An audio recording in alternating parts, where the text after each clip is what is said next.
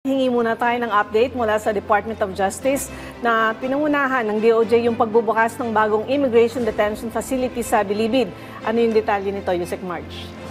Asikweng, walang ibang kundi mismong si Justice Secretary Boying Remulla ang nanguna sa turnover ng bagong Bureau of Immigration Wardens Facility sa loob ng New Bilibid Prison sa Muntinlupa noong isang linggo. Ang bagong pasilidad ay ang dating Muntinlupa Juvenile Training Center na inayos at mas pinaganda para magsilbing custodial center ng immigration bilang tugon sa pangako ng Administrasyong Marcos tungo sa isang bagong Pilipinas na may matibay na alien at border control system.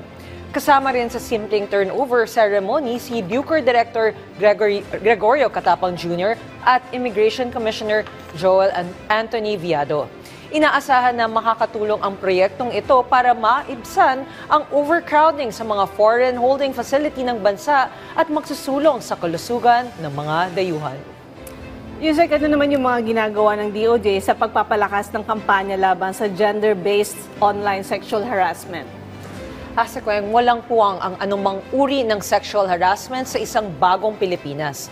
Yan ang muling pinatunayan ng administrasyon ni Pangulong Bongbong Marcos matapos pangunahan ng Department of Justice ang isang learning discussion tungkol sa gender-based online sexual harassment.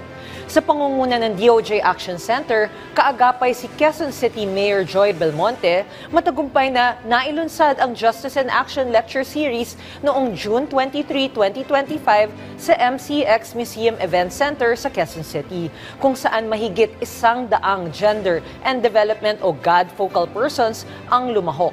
Sumentro ang talakayan ukol sa iba't ibang anyo ng sexual harassment, kabilang ang mga pang-aabuso laban sa LGBTQIA+ community. Tampok sa programa ang mga aktwal na kaso ng sexual harassment, kung paano ito maiiwasan at kung ano ang dapat gawin ng isang biktima ng pang-aabuso. Nagpasalamat naman si Justice Secretary Boying Remulla sa lahat ng nakiisa sa programang ito na bahagi ng Real Justice for All campaign ng DOJ. Okay, maraming salamat sa update mo, Yusek March. Dahil dyan, may mga kababayan tayo na gustong magsumbong ng mga anumang abuse, pwedeng lumapit sa DOJ Action Center. Bukas po ang ating pintuan para po sa lahat. Okay, maraming salamat sa update mo, Yusek March, dyan sa DOJ. You're welcome, Sekweng.